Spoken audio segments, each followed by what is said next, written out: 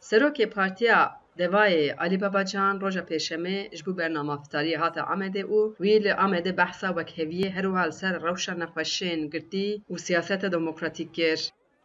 Bernama pêşîn a Babacan şîveftariyê bû. Partiya Deva li meydana deriyê Çiya Ango Şêx Saîdê ji bo welatiyan şîveftariyê da.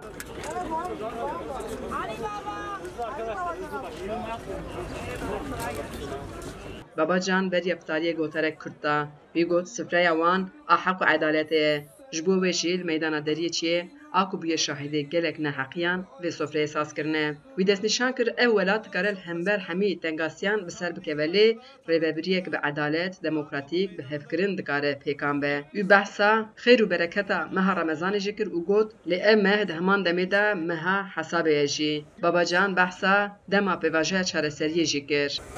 Daha önce söyledim. Min berê jî got bazarê li ser hukuk, azadî û ramanê çênabe. Pevçûn jî nikare heta hetayê bidûme.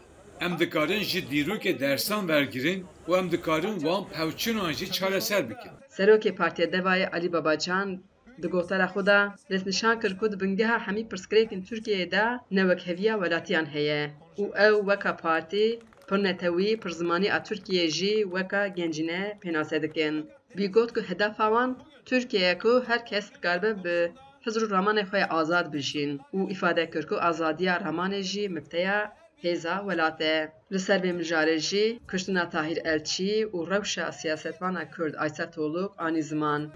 Bugün hak ve özgürlükler konusunda Ew rû mijara heq û azadiyan da pirsgirêkên mezin hene. Heke serokekî barûyê beşdarê bernameyek TV bibe, li ser mijarekî ramanên xwe bêje û ew bibe sedema gef û canê wî di vî welatê de pirsgirêka azadiyê heye. Heke siyasetwanek piştî hate girtin nexweş bibe û azad nebe li vî welatî neheqî heye. Heke ti ramanekê de tundîtîjî nebe lê wek propagandaya terorê bihê cezakirin li vî welatî heq û hukuk nemaye. Ew jî vicdana me birîndar dike.